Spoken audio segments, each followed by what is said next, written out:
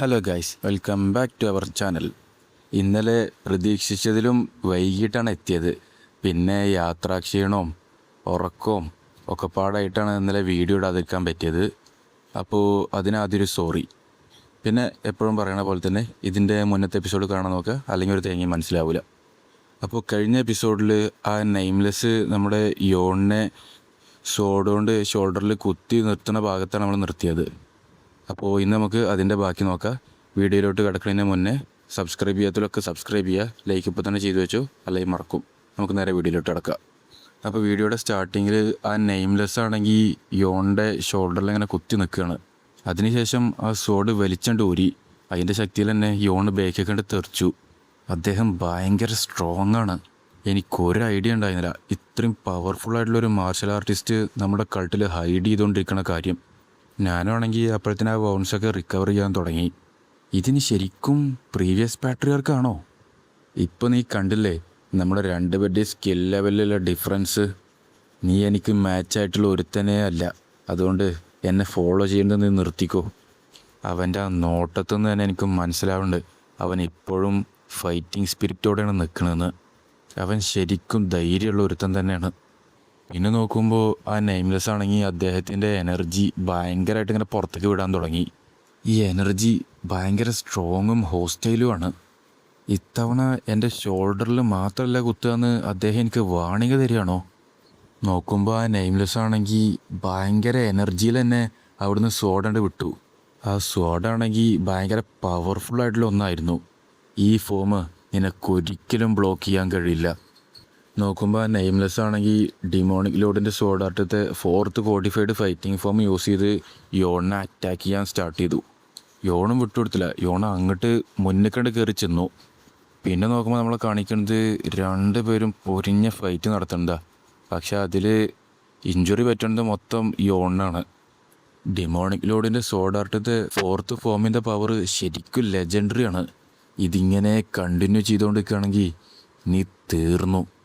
നോക്കുമ്പോൾ പെട്ടെന്ന് യോൺ അവൻ്റെ ആ ബ്ലാക്ക് സോഡിനെ സമ്മൺ ചെയ്യാൻ തുടങ്ങി. ആ സോഡാണെങ്കിൽ നേരെ യോണിൻ്റെ കയ്യിലെത്തി. അത് കണ്ടപ്പോൾ തന്നെ ആ നെയിംലെസ് ഒന്ന് പേടിച്ചു.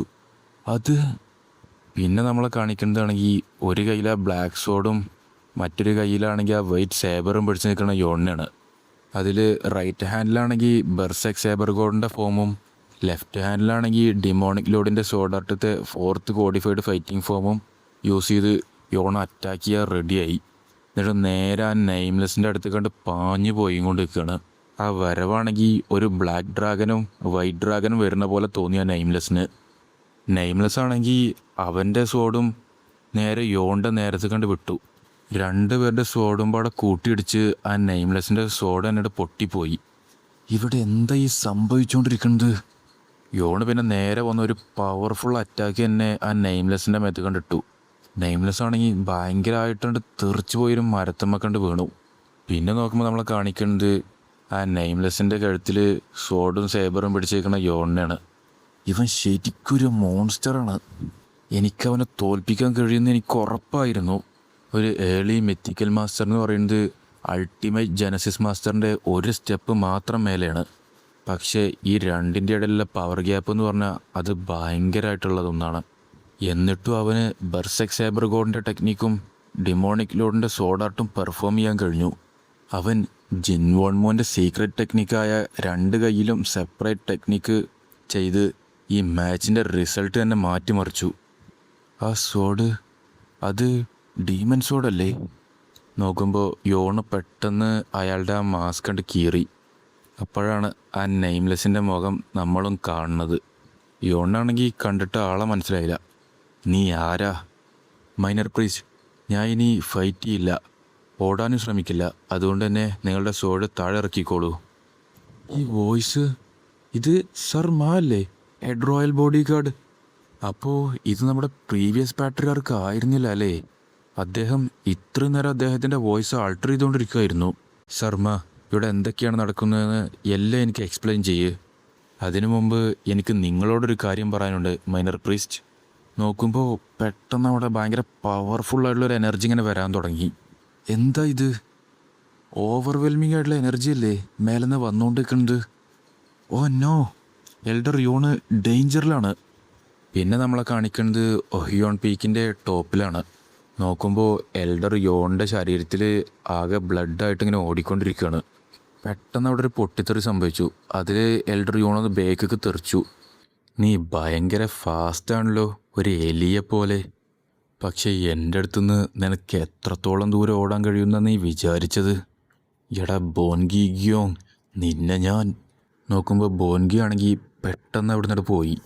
കോപ്പ്, അവൻ്റെ ഈ സൈസിനനുസരിച്ച് അവന് സ്പീഡും ഉണ്ട്. പക്ഷെ താങ്ക്ഫുള്ളി അവനെന്തായാലും പ്രിസിഷൻ കുറവാണ്. നോക്കുമ്പോൾ പെട്ടെന്ന് തന്നെ എൽഡർ യോണിൻ്റെ മുന്നിൽ കണ്ട് വന്നു. ബോൻഗി എൽഡർ യോണിനെ അറ്റാക്ക് ചെയ്തു. പക്ഷേ എൽഡർ യോണാണെങ്കിൽ അത് സോഡ് വെച്ച് തടഞ്ഞെങ്കിലും അതുകൊണ്ട് കാര്യം ഉണ്ടായിരുന്നില്ല. ദൂരെ കണ്ട് തെറിച്ചു പോയി എൽഡർ യോണ്. Demonic blood reversal art use ചെയ്തിട്ട് നിനക്ക് രക്ഷപ്പെടാൻ പറ്റുമെന്ന് നീ വിചാരിച്ചോ? എൻ്റെ ഈ divine blood reversal vessel art ആ സില്ലി ഡീമൻ ആർട്ടിനെക്കാളും എത്രയോ മേലെയാണ്. ആ ആർട്ടിൻ്റെ എല്ലാ നെഗറ്റീവ് ആഫ്റ്റർ എഫക്ട്സും ഞങ്ങൾക്കിതൊന്ന് ഒഴിവാക്കാൻ കഴിഞ്ഞു. ഇപ്പോഴാണ് ഞാൻ അതിനെക്കുറിച്ച് ആലോചിച്ച്, ആരെങ്കിലും demonic blood reversal art use ചെയ്താൽ അവരുടെ എനർജിയും ബ്ലഡ് റോഡ്സിൽ നിന്നൊക്കെ അവരുടെ കൺട്രോളും മെല്ലെ മെല്ലെ കുറയും. പക്ഷേ ഇവിടെ ബോൻഗി ആണെങ്കിൽ അങ്ങനത്തെ ഒരു സിംറ്റവും കാണിക്കണില്ല. അവരുടെ സെക്റ്റുകാർ ശരിക്കും അതിനെ നെഗറ്റീവ് ആഫ്റ്റർ എഫക്ട്സൊക്കെ ഒഴിവാക്കിയിട്ടുണ്ടെങ്കിൽ ഈ കൾട്ടിൽ ഏറ്റവും ഡേഞ്ചറസ് ആയിട്ടുള്ളത് അവർ തന്നെയാണ്. ഇല്ല, അവർക്ക് ഇങ്ങനത്തെ ഒരു കാര്യം ചെയ്യാൻ കഴിയുമെങ്കിൽ സ്വാഡ് സെക്റ്റ് ഈ ഡിമോണിക് ബ്ലഡ് റിവേഴ്സൽ ആർട്ട് ഒരിക്കലും മറച്ചു വെക്കില്ല. അവരിതൊന്നും ഇതുവരെയായിട്ടും റിവീൽ ചെയ്തിട്ടില്ല. കാരണം ഇതിനും എന്തായാലും ഒരു വീക്ക് സ്പോട്ട് ഉണ്ടാവും. നിൻ്റെ ലൈഫ് തന്നെ ഇവിടെ അവസാനിക്കാൻ പോവുക. നീ ചാവ്. എൽഡർ യോണും തിരിച്ചറ്റാക്ക് ചെയ്യാൻ വേണ്ടി മുന്നേക്ക് ചെന്നു. പക്ഷേ ബോൻഗിയുടെ അപ്പോഴത്തെ ആ ഒരു പവർ എന്ന് പറഞ്ഞു കഴിഞ്ഞാൽ അത് വേറൊരു ലെവലിലായിരുന്നു. അതുകൊണ്ട് തന്നെ എൽഡർ യോണിന് പിടിച്ചു നിൽക്കാൻ കഴിഞ്ഞില്ല. അവരുടെ സോഡാണെങ്കിൽ പീസ് പീസായിപ്പോയി. ഇല്ല, ഇങ്ങനെ ഒരിക്കലും നടക്കാൻ പാടില്ല. അതെന്നെ ടിക്കിൾ ചെയ്തു. എന്തായാലും നിൻ്റെ സ്ട്രഗിളിങ്ങൊക്കെ ഇപ്പോൾ കഴിഞ്ഞില്ലേ? എൽഡർ യോണാണെങ്കിൽ ബോൻഗിയുടെ ആ ഒരു വരവ് കണ്ട് ആകെ പേടിച്ചിങ്ങനെ നിൽക്കുക. എന്തായാലും ഞാൻ നിന്നെ ഒറ്റ അടിക്ക് തന്നെ തീർത്ത് തരാം. എൽഡർ യോണാണെങ്കിൽ പേടിച്ച് ആകെ കണ്ണടച്ച് നിൽക്കുക. പിന്നെ നോക്കുമ്പോൾ നമ്മളെ കാണിക്കുന്നത് അവിടെ ഭയങ്കര ഒരു പൊട്ടിത്തെറി സംഭവിച്ചതാണ്. എൽഡർ യോണ് മെല്ലെ കണ്ണ് തുറന്നിങ്ങനെ നോക്കുമ്പോൾ മുന്നിൽ യോണ് വന്ന് ആ അറ്റാക്കിനങ്ങനെ ബ്ലോക്ക് ചെയ്ത് നിൽക്കുക. മൈനർ പ്രീസ്റ്റ് കണ്ടിട്ട് ഞാൻ എന്തായാലും ഇവിടെ കറക്റ്റ് ടൈമിൽ തന്നെയാണ് എത്തിയതെന്ന് തോന്നുന്നു. നിനക്കെത്ര ധൈര്യം ഉണ്ടെങ്കിൽ നീ എൻ്റെ വഴിയിൽ പിന്നെയും വരും യോൺ ചിയോൺ. നിർത്ത് നിൻ്റെ ഈ നോൺസെൻസ്. U അറഗൻ Bratt. നീ എന്താടാ വിചാരിച്ച് നിനക്ക് എനിക്കെതിരെ നിൽക്കാൻ കഴിയുന്നോ? നോക്കുമ്പോൾ ബോനിക്കാണെങ്കിൽ ഭയങ്കര ദേഷ്യത്തിലിങ്ങനെ അലറാൻ തുടങ്ങി. എന്നിട്ട് ആ അലറി വിളിച്ചുകൊണ്ട് യോണിന് നേരെ അറ്റാക്ക് ചെയ്തുകൊണ്ട് ഇങ്ങനെ വരിക. യോണാണെങ്കിൽ അതൊക്കെ സ്റ്റോപ്പ് ചെയ്തുകൊണ്ട് നിൽക്കുക. ബോൻഗി വിട്ടുകൊടുക്കണില്ല. ബോൻഗിയും പിന്നെയും അറ്റാക്ക് ചെയ്തുകൊണ്ടേ ഇരിക്കുക. അവസാനം ആ അറ്റാക്കിൽ യോണാണെങ്കിൽ ബേക്കൊന്ന് നീങ്ങിപ്പോയി. എന്താ ഇവിടെ നടന്നുകൊണ്ട് നിൽക്കണത്? ഞാനൊരു മനുഷ്യൻ്റെ ഒപ്പം അല്ല ഫൈറ്റ് ചെയ്തുകൊണ്ട് നിൽക്കണത്, ഒരു ബീസ്റ്റിൻ്റെ ഒപ്പം ഫൈറ്റ് ചെയ്യണ പോലെ എനിക്ക് ഫീൽ ചെയ്തുകൊണ്ടിരിക്കുന്നത്. ഇതാണോ ഡിമോണിക് ബ്ലഡ് റിവേഴ്സൽ ആർട്ട്? ഇനി കൂടുതൽ പ്രശ്നങ്ങളൊന്നും ഉണ്ടാക്കാതിരിക്കാൻ വേണ്ടിയിട്ട് നിന്നെ ഒഴിവാക്കേണ്ട സമയമായി. ബോൻഗിയാണെങ്കിൽ ഇവോൾവ് ഡീമൻസ് കൊടുത്ത് second codified fighting form use ചെയ്ത് യോണിനെ അറ്റാക്ക് ചെയ്യാൻ തുടങ്ങി. അത് ഭയങ്കര പവർഫുള്ളായിട്ടുള്ളൊരു അറ്റാക്ക് ആയിരുന്നു. യോണിനാണെങ്കിൽ തിരിച്ച് ഒന്നും ചെയ്യാൻ സാധിക്കണില്ല. പക്ഷേ ബോൻഗിയാണെങ്കിൽ നിർത്താതെ അറ്റാക്ക് ചെയ്തുകൊണ്ടേ ഇരിക്കുകയാണ്. അവൻ്റെ എനർജി ഭയങ്കര സ്ട്രോങ് ആണ്. എനിക്കിവിടുന്ന് എസ്കേപ്പ് ചെയ്യാൻ കഴിയുമെന്ന് തോന്നുന്നില്ല. അപ്പോൾ ഇത് അങ്ങനെയാണെങ്കിൽ യോണ് നോക്കുമ്പോൾ ബെർസെക് സേബർ ഗോഡിൻ്റെ ടെക്നിക്ക് യൂസ് ചെയ്ത് ബോൻഗിനെ അറ്റാക്ക് ചെയ്തുകൊണ്ടേയിരുന്നു. പക്ഷേ ബോൻഗിയുടെ ബോഡിയിലാണെങ്കിൽ ഒന്നും ആയില്ല. എൻ്റെ വൈറ്റ് ഡ്രാഗൺ ബ്ലൈഡിന് പോലും അവൻ്റെ മേത്ത് മുറിവേൽപ്പിക്കാൻ കഴിഞ്ഞില്ലേ? എന്നെ തീർക്കാൻ അതൊന്നും പോരടാ. ഇപ്പം എന്തായാലും എല്ലാം കഴിഞ്ഞു. ബോൻഗിയാണെങ്കിൽ ഭയങ്കര പവറിൽ തന്നെ യോണിൻ്റെ നേരെ കണ്ട് വന്നു. ആ വരവ് കണ്ടിട്ടാണെങ്കിൽ യോണ് വരെ ഒന്ന് പേടിച്ചു. പിന്നെ നോക്കുമ്പോൾ നമ്മൾ കാണിക്കുന്നത് സർമ്മ അവിടുന്ന് താഴ്ന്ന് മേലേക്ക് തന്നെ വരുന്നതാ. അദ്ദേഹം വരുമ്പോൾ കാണുന്നതാണെങ്കിൽ ബോൻഗി യോണിനെ ഇടിച്ച് തെറിപ്പിക്കുന്നതും യോണ് ദൂരൊക്കെ പോയിട്ട് തെറിച്ച് വീണതുമാണ് കാണുന്നത്. എന്ത് തരത്തിലുള്ള മോൺസ്റ്ററസ് ഫോമാണ് അദ്ദേഹം ഇവിടെ യൂസ് ചെയ്യുന്നത്? Second elder demonic blood reversal ആർട്ടാണോ യൂസ് ചെയ്യുന്നത്? ഇതൊരിക്കലും നല്ലൊരു കാര്യമല്ല. മൈനർ പ്രീസ്റ്റ് ആണെങ്കിൽ അദ്ദേഹത്തിൻ്റെ കുറേ ഇൻറ്റേർണൽ എനർജി യൂസ് ചെയ്തിട്ടാണ് എന്നോട് തന്നെ ഫൈറ്റ് ചെയ്തത്. കണ്ടിട്ട് നീ എനിക്ക് മാച്ചായിട്ടുള്ള ഒരുത്തനല്ല എന്നാ തോന്നുന്നു യോൺ ചിയോൺ. പക്ഷേ നോക്കുമ്പോൾ പെട്ടെന്നാണ് ബോൻഗിക്ക് ദൂരത്തുനിന്ന് ഭയങ്കരമായിട്ടൊരു പ്രസൻസ് ഇങ്ങനെ ഫീൽ ചെയ്യാൻ തുടങ്ങിയത്. ഇതെന്താണ് ഈ ഒരു ബ്ലഡ് കേർഡ്ലിംഗ് ഡിമോണിക് ഓറ? നോക്കുമ്പോൾ യോൺ അവിടുന്ന് സ്പീഡിലാണ്ട് ബോൻഗിയുടെ അടുത്തേക്ക് വരാൻ തുടങ്ങി. ബോൻഗിയാണെങ്കിൽ യോണെ കണ്ടപ്പോൾ തന്നെ സോഡൊക്കെ പിടിച്ച് ഫൈറ്റ് ചെയ്യാൻ റെഡിയായി നിൽക്കുക. പക്ഷേ യോണ വന്നുകൊണ്ടിരിക്കുന്ന ടൈമിൽ തന്നെ അവൻ്റെ ബ്ലാക്ക് സോഡും സമ്മൺ ചെയ്തു. നിൻ്റെ ഒരു ട്രിക്കും എൻ്റെ മേലിൽ വർക്കാവാൻ പോകുന്നില്ലടാ. നിനക്ക് കഴിയുമെങ്കിൽ ഇതൊന്ന് ബ്ലോക്ക് ചെയ്ത് നോക്ക്. ബോൻഗി ഭയങ്കര ദേഷ്യത്തിലിങ്ങനെ പാഞ്ഞ് വന്നുകൊണ്ടിരിക്കുക. അപ്പുറ സൈഡിൽ യോണാണെങ്കിൽ അതേപോലെ തന്നെ ആ ബ്ലാക്ക് സോഡിൻ്റെ മൊത്തത്തിൽ ഓറ നിറഞ്ഞിട്ടാണ് ഇങ്ങനെ വന്നുകൊണ്ട് നിൽക്കുന്നത്. അടുത്തേക്ക് എത്തിയപ്പോഴത്തേന് തന്നെ യോണ ആ ബ്ലാക്ക് സോഡ് യൂസ് ചെയ്ത് ബോൻഗിയുടെ ഒപ്പം ഫൈറ്റ് ചെയ്തുകൊണ്ട് നിന്നു. ഇതെനിക്ക് എങ്ങനെയെങ്കിലും ബ്ലോക്ക് ചെയ്തേ പറ്റൂ. പക്ഷേ ബോൻഗിക്കാണെങ്കിൽ അത് ബ്ലോക്ക് ചെയ്യാനേ കഴിഞ്ഞില്ല. ബോൻഗിയുടെ ശരീരത്തിൻ്റെ ഉള്ളിൽ കൂടെ തന്നെ ആ സോഡ് കയറി ഇറങ്ങിയിട്ട് വന്നു. പിന്നെ നമ്മളെ കാണിക്കുന്നത് എന്താ സംഭവിച്ചെന്ന് പോലും അറിയാതെ നിൽക്കുന്ന ബോൻഗിനെയാണ്. പക്ഷേ യോണിൻ്റെ സോഡിലാണെങ്കിൽ ഫുള്ള് ബ്ലഡ് നിറഞ്ഞ് നിൽക്കുകയാണ്. ബോൻഗിയുടെ വായെന്നൊക്കെ അങ്ങനെ ബ്ലഡ് വരാൻ തുടങ്ങി. ഇതെങ്ങനെ സംഭവിച്ച്? പിന്നെ നോക്കുമ്പോൾ ബോൻഗി അവിടെ മരിച്ച് വീണതാണ് നമ്മളെ കാണിക്കുന്നത്.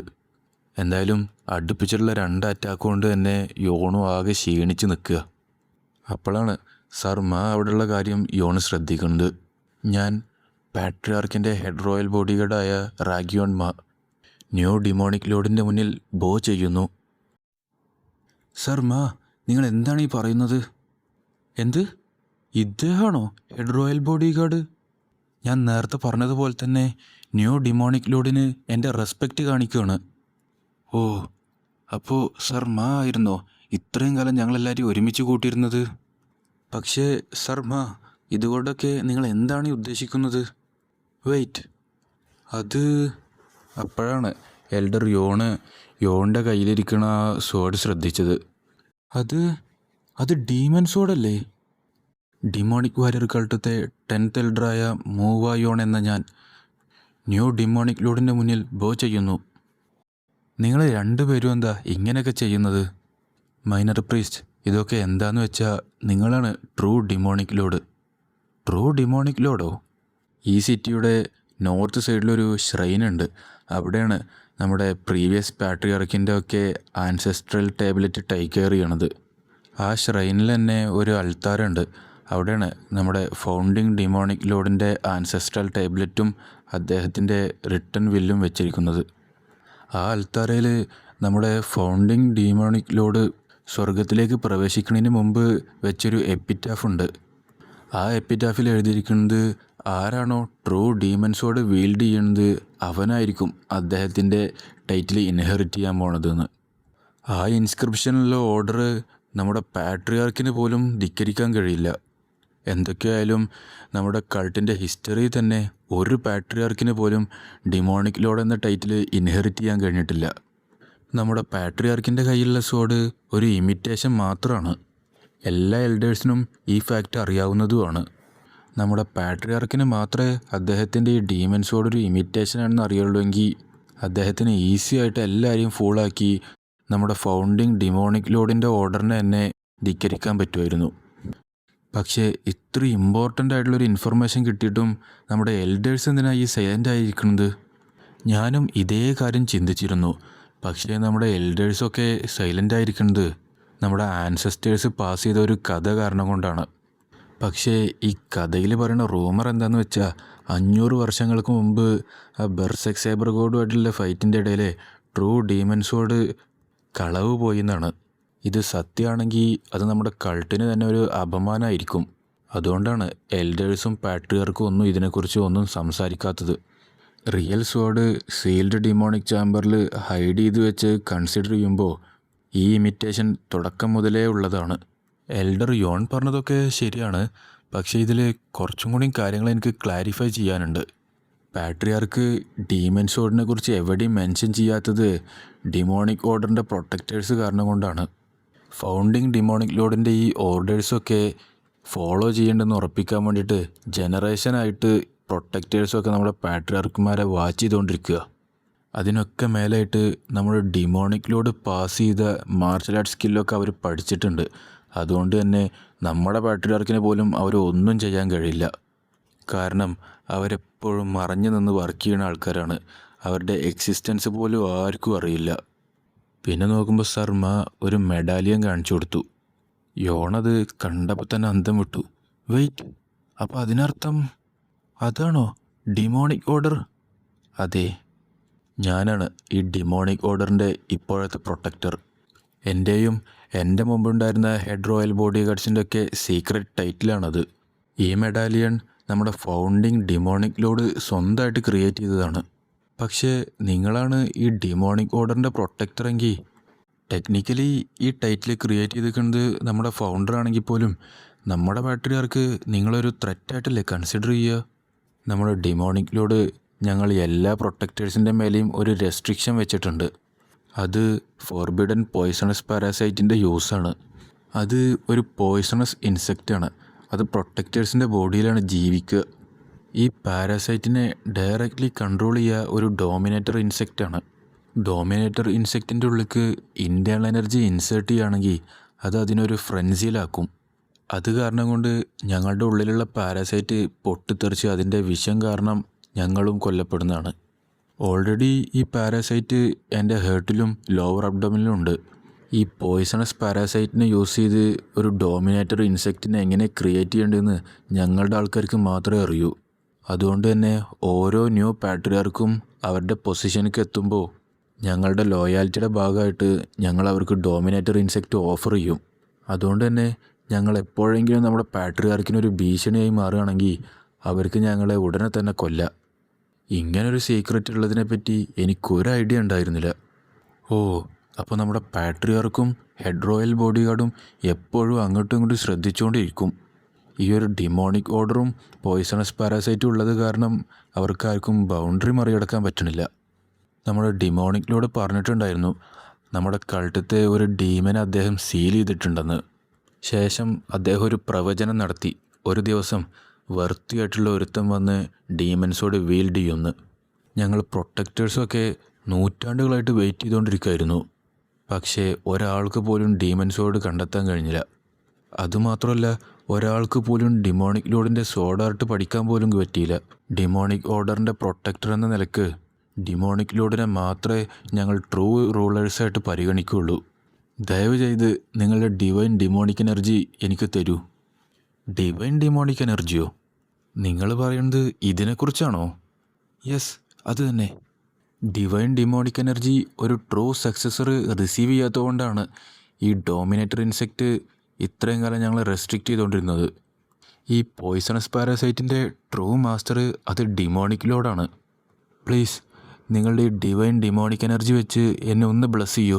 എന്നിട്ട് ഈ ഡോമിനേറ്റർ ഇൻസെക്റ്റിൽ നിന്ന് എന്നെ ഒന്ന് ഫ്രീ ആക്കി തരൂ. നോക്കുമ്പോൾ യോണാണെങ്കിൽ ആ ഡിവൈൻ ഡിമോണിക് എനർജി ആ സോഡിൽ നിന്ന് ഇങ്ങനെ വരുത്താൻ തുടങ്ങി. അതാണെങ്കിൽ നേരെ സർ മാടെ ഉള്ളിലേക്ക് ഇങ്ങനെ കയറിക്കൊണ്ടിരിക്കുക. അപ്പം തന്നെ അദ്ദേഹത്തിനാണെങ്കിൽ ഭയങ്കരമായിട്ട് വേദനയൊക്കെ അനുഭവിച്ചുകൊണ്ടിരിക്കുന്നുണ്ട്. അപ്പോഴാണ് നമ്മളെ കാണിക്കുന്നത് അദ്ദേഹത്തിൻ്റെ ഹേർട്ടിലുള്ള ആ പോയ്സണസ് പാരാസൈറ്റിനെ. ഹെഡ് റോയൽ ബോഡി ഗാർഡും ഡിമോണിക് ഓർഡറിൻ്റെ പ്രൊട്ടക്ടറുമായ റാഗിയോമ്മ എന്ന ഞാൻ ന്യൂ ഡിമോണിക് ലോഡിന് ലോയാലിറ്റി വോവ് ചെയ്യുന്നു. എന്ത്? ശർമ്മ അദ്ദേഹത്തിൻ്റെ ലോയാലിറ്റി എനിക്ക് തരുന്നോ? അപ്പോൾ അതിനർത്ഥം എനിക്ക് മുഴുവൻ റോയൽ ബോഡി ഗാർഡ് ഹൗസിൻ്റെയും സപ്പോർട്ടുണ്ടെന്നാണോ? ശർമ്മ, ന്യൂ ഡിമോണിക് ലോഡിന് നിങ്ങളുടെ ലോയാലിറ്റി കൊടുത്ത് കണ്ടപ്പോൾ എനിക്ക് സന്തോഷം വന്നു. പക്ഷേ ഇപ്പോഴും ഇവിടെ നിങ്ങൾക്ക് കുറേ കാര്യങ്ങൾ എക്സ്പ്ലെയിൻ ചെയ്യാനുണ്ട്. അതെ, മുഴുവൻ സ്റ്റോറിയും ഡീറ്റെയിൽ ചെയ്യുന്നത് ശരിയാണെന്ന് എനിക്ക് തോന്നുന്നു. 25 വർഷങ്ങൾക്ക് മുമ്പ് നമ്മുടെ പ്രീവിയസ് പാട്രിയാർക്ക് പെട്ടെന്നാണ് അദ്ദേഹത്തിൻ്റെ പൊസിഷൻ അബാൻഡൻ ചെയ്തത്. അദ്ദേഹത്തിൻ്റെ ആ പൊസിഷൻ ലീവ് ചെയ്തതും അദ്ദേഹം നേരെ ഐസൊലേഷൻ ട്രെയിനിങ്ങിലേക്കാണ് പോയത്. 5 വർഷത്തിന് ശേഷം അവസാനം അദ്ദേഹം തിരിച്ചു വന്നു, വിശ്വസിക്കാവുന്നതിലും അപ്പുറത്തുള്ള ശക്തിയായിട്ട്. നമ്മുടെ പ്രീവിയസ് പാട്രിയാർക്ക് മിസ്സാവണിന് തൊട്ട് മുമ്പുള്ള രാത്രി ഞാൻ അദ്ദേഹത്തിനെ മീറ്റ് ചെയ്തിരുന്നു. എന്ത്? എന്നിട്ടെന്താ ഇത്രയും കാലമായിട്ട് നിങ്ങൾ ഇതൊന്നും പറയാതിരുന്നത്? സൈലൻ്റ് ആവാനുള്ള ഓർഡർ തന്നതുകൊണ്ട് മാത്രമല്ല, പക്ഷേ അദ്ദേഹം എങ്ങോട്ടാണ് പോകുന്നത് എന്നുള്ളതിനെക്കുറിച്ച് ഒരു ഡീറ്റെയിലും എന്നോട് പറഞ്ഞിട്ടുണ്ടായിരുന്നില്ല. പിന്നെ നമ്മളെ കാണിക്കുന്നത് 20 വർഷം മുമ്പത്തെ കാര്യമാണ്. റാഗിയോമ്മയുടെ ക്വാർട്ടേഴ്സ്. ശർമ്മ, ഞാൻ നിങ്ങളോടിപ്പോൾ ഈ പറയാൻ പോകുന്ന കാര്യം ഒരാളോട് പോലും നിങ്ങൾ പറയരുത്. ഇപ്പോഴത്തെ പാട്രിയാർക്കിനോട് പോലും. മനസ്സിലായില്ലേ നിങ്ങൾക്ക്? നിങ്ങൾ പറയുന്നത് പോലെ ചെയ്യാം സാർ. എനിക്കുറപ്പുണ്ട് മാനുവൽ ലൈബ്രറിയുടെ അണ്ടർഗ്രൗണ്ട് വാൾട്ടിൽ ഇവോൾവ് ഡീമൺ സോഡും 24 ഡീമൺ സോഡ് ടെക്നിക്കുള്ള കാര്യം നിങ്ങൾക്കറിയാമെന്ന്. Yes sir. ഞാൻ ഉടനെ തന്നെ എങ്ങോട്ടെങ്കിലും പോകും. ഞാൻ 10 വർഷത്തിൻ്റെ ഉള്ളിൽ തിരിച്ചു വന്നിട്ടില്ലെങ്കിൽ സോഡ് ഡീമൻ്റെ വില്ലിന് നിങ്ങൾ ആക്ഷൻ എടുക്കുന്നത് സ്റ്റോപ്പ് ചെയ്യരുത്.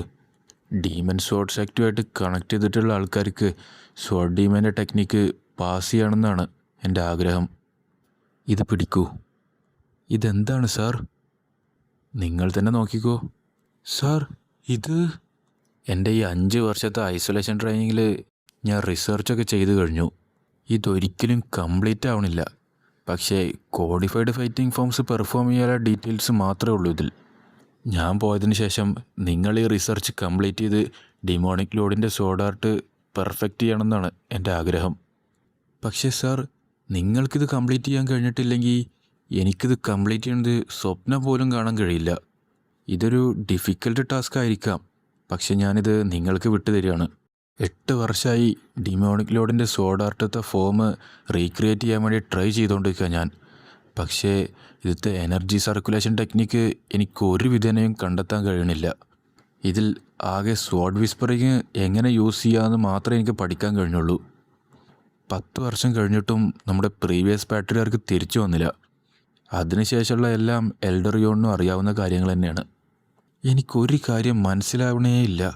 നമ്മുടെ പ്രീവിയസ് പാട്രിയാർക്ക് എന്താ ഇപ്പോഴത്തെ പാട്രിയാർക്കിന് ഡിമോണിക് ലോഡിൻ്റെ സോഡ് ആർട്ട് പാസ് ചെയ്യാതിരുന്നത്? ഞാനും ഇതേ കാര്യം ചിന്തിച്ചിരുന്നു. പക്ഷേ എന്തായാലും ഞാൻ ഒരു കാര്യം പറയാം. നമ്മുടെ പ്രീവിയസ് പാട്രിയാർക്കിന് ഇപ്പോഴത്തെ പാട്രിയാർക്കിനോടൊരു വിരോധം ഉണ്ടായിരുന്നു. എന്ത്? അത് ഞാനും കേട്ടിട്ടുണ്ട്. ആ സമയത്ത് നമ്മുടെ പ്രീവിയസ് പാട്രിയാർക്ക് സ്റ്റെൽത്ത് സെക്റ്റത്തെ ഡിസെൻഡൻ്റായ യോച്ചിയോണിനെ അടുത്ത മൈനർ പ്രീസ്റ്റാക്കാൻ പോണിനെ കുറിച്ചുള്ള സംസാരമൊക്കെ ഉണ്ടായിരുന്നു. പക്ഷേ സോഡ് സെക്റ്റത്തെ ഡിസെൻഡൻ്റായ നമ്മുടെ പാട്രിയാർക്ക് അക്കാഡമിയിൽ നിന്ന് ഗ്രാജുവേറ്റ് ആയതിനു ശേഷം മറ്റ് എല്ലാ കാൻഡിഡേറ്റ്സിനെയും കൊന്നുകളഞ്ഞു. എന്തിനേറെ പറയണം, അദ്ദേഹത്തിൻ്റെ സ്വന്തം ബ്രദറായ യോജുങ് ചിയോണിൻ്റെ റൈറ്റ് ആം വരെ അദ്ദേഹം കട്ട് ചെയ്തു. അങ്ങനെ അദ്ദേഹം കോൾഡ് ആൻഡ് ക്രൂവലാണെന്നുള്ളൊരു റെപ്യൂട്ടേഷൻ തന്നെ നേടി. പക്ഷേ നമ്മുടെ പ്രീവിയസ് പാട്രിയാർക്ക് അദ്ദേഹത്തിൻ്റെ പൊസിഷൻ പെട്ടെന്നായിരുന്നു നമ്മുടെ ഇപ്പോഴത്തെ പാട്രിയാർക്കായ യോജോങ് ചിയോണിന് കൈമാറിയത്. അത് ഈ കൾട്ടിൽ ഭയങ്കര ഒരു സംസാരമായി മാറി. അതുപോലെ തന്നെ നമ്മുടെ പ്രീവിയസ് പാട്രിയാർക്ക് എനിക്കൊരു ഫൈനൽ വാർണിംഗും പാടെ തന്നിട്ടാണ് പോയത്. അതെന്താണ്? അദ്ദേഹം പറഞ്ഞത് അദ്ദേഹം 10 വർഷത്തിൻ്റെ ഉള്ളിൽ തിരിച്ചു വന്നിട്ടില്ലെങ്കിൽ നമ്മുടെ ഈ കൾട്ട് ഡേഞ്ചറിലാണെന്നാണ്. അപ്പോൾ ഫ്രണ്ട്സ്, തൽക്കാലത്തിന് ഈ എപ്പിസോഡ് ഞാനിവിടെ നിർത്തുകയാണ്. അപ്പോൾ ആ ഡേഞ്ചർ എന്താണെന്നും പിന്നെ ന്യൂ ഡിമോണിക് ലോഡായ യോൺചിയോൺ ഇനി എന്താ ചെയ്യാൻ പോകുന്നതെന്നൊക്കെ നമുക്ക് വരുന്ന എപ്പിസോഡുകളിൽ കാണാം. അപ്പോൾ ഈ വീഡിയോ ഇഷ്ടപ്പെട്ടെങ്കിൽ ലൈക്ക് ചെയ്യാനും ഷെയർ ചെയ്യാനും സബ്സ്ക്രൈബ് ചെയ്യാനും മറക്കല്ലേ. അടുത്തൊരു കിടിലൻ വീഡിയോ വരുന്നവർക്കും ബൈ ബൈ.